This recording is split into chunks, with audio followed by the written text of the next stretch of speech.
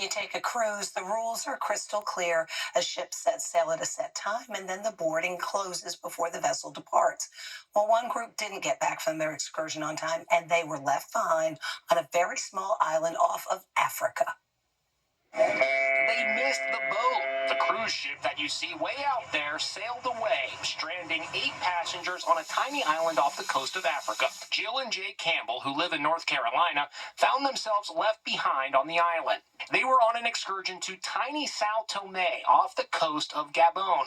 They did not get back to the Norwegian Dawn in time. Rob Campbell is Jay's brother. They knew they were running late, and they called ahead and tried to communicate with the ship. And once they got there, the last tender had left. Local authorities pitched in to help. The passengers, including an elderly woman, were loaded onto a boat that took them to meet the link-up with a Norwegian Dawn. You can see it was quite an effort.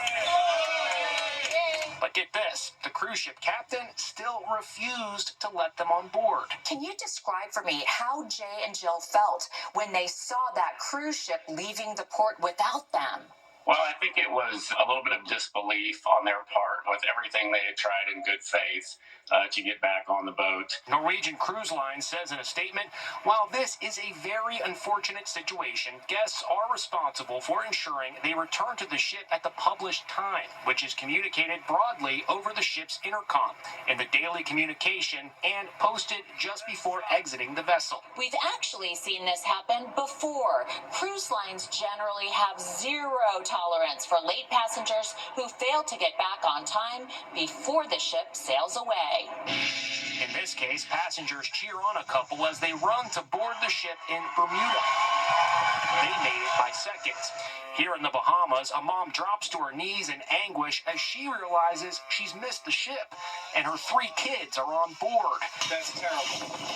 Dude, he's got to go back for them. This woman, Julie Linkoff, was also left behind along with the Campbells, and her family is not happy with Norwegian Cruise Lines. Norwegian should be bending over backwards to help these people, and they're absolutely ignoring them. It's almost like they're punishing them. She suffered a fall on the island and had to be flown home to Palo Alto, California, and hospitalized.